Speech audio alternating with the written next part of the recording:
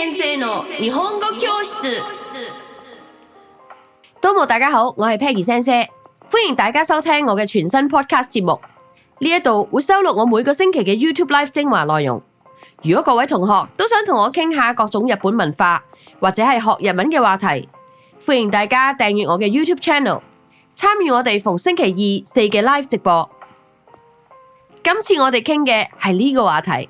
其實我覺得頭先講嗰啲都已經相當為迷惑噶啦，講真，都仲未入到戲肉係咪？好，我哋嚟到第9位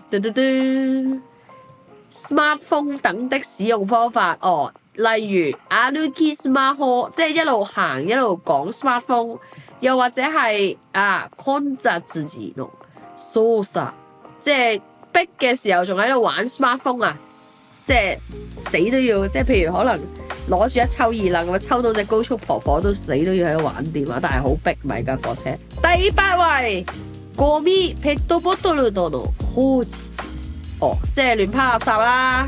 ペットボトル唔係寵物樽啊，膠樽嘅意思啊。OK，ペット係膠嚟一種。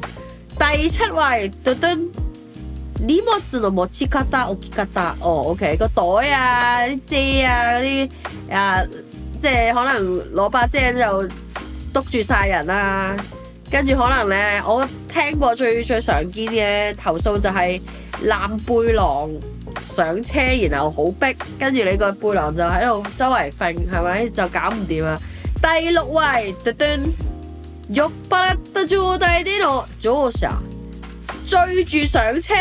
奉勸大家啲酒量唔係太好嘅人就翻屋企飲啦，好唔好？Anyway， 我哋繼續數啊，第5位啊，上車落車嘅時候嘅 manner 唔好啊，例如佢會妨礙個車門啊咁樣啦。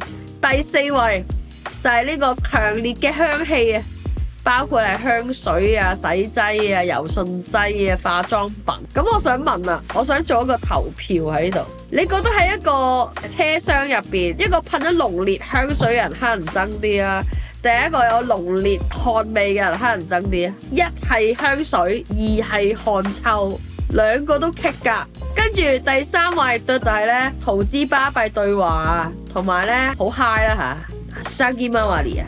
跟住第2位喺個座位嘅坐法唔係幾有禮貌啊，即係唔坐埋啲啊。跟住咧又可能伸隻腳伸到好長咁樣，棘親嗰啲人係嘛？第1位就係呢一個咧，唔理周圍啊，係咁狂咳狂打乞嗤。